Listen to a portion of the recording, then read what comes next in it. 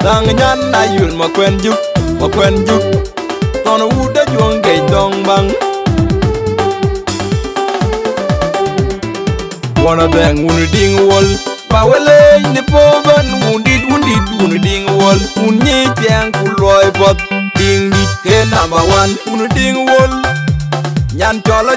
jadayo kena gote kwa ngangnum Dengde kunang pionde gaya Nyan wuni yol kora tungyak Ding dit ke number one wunu ding wol Nyan chola jadayo kena gote kwa ngangnum Dengde kunang pionde gaya Nyan wuni yol kora tungyak Ding dit ke number one wunu ding wol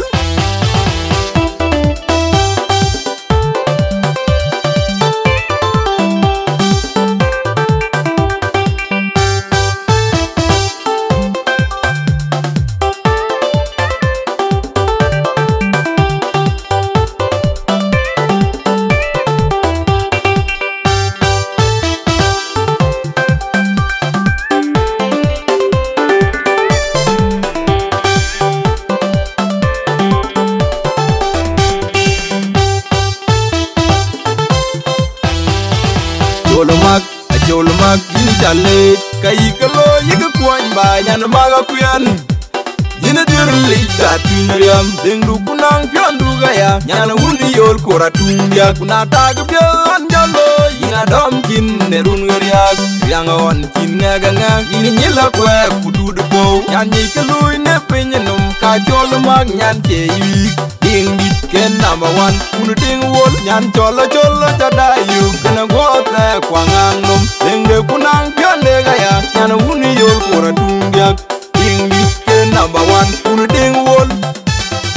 wana deng wuni ding wol bawele ni poban wundit wunu ding wol unyi tiang kuloy pot ding dit ken number one kunu ding wol Nyan chola jadayo kena gote kwa ngangum Dengde kunang pionde gaya Nyan wuni yol kora tungyak Ding dit ke number one kunu ding wol Nyan chola jadayo kena gote kwa ngangum Dengde kunang pionde gaya Nyan wuni yol kora tungyak Ding dit ke number one kunu ding wol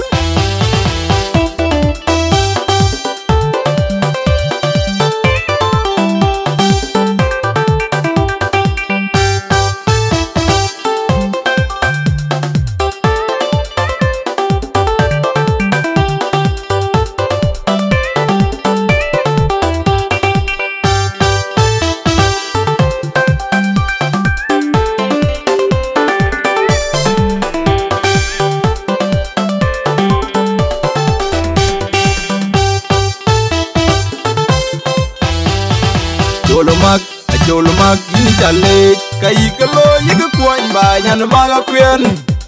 yina dirli ta tunriam dengu kunang pyandu gaya nyan wuni yol kora tungya kuna tag pyan jalo yina dom kin nerun ngariak yang on kin nganga yini nyila kwa kudu po nyan yikalu ne penyenum ka jolomak nyan ke yi ding dit ken number one kunu ding wol nyan chola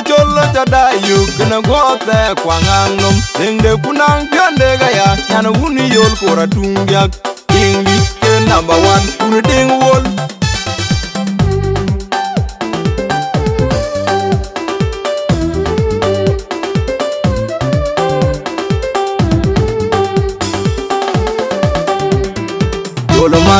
Jolomak yini chale kai kalo yiga kwany ba nyan maga kwen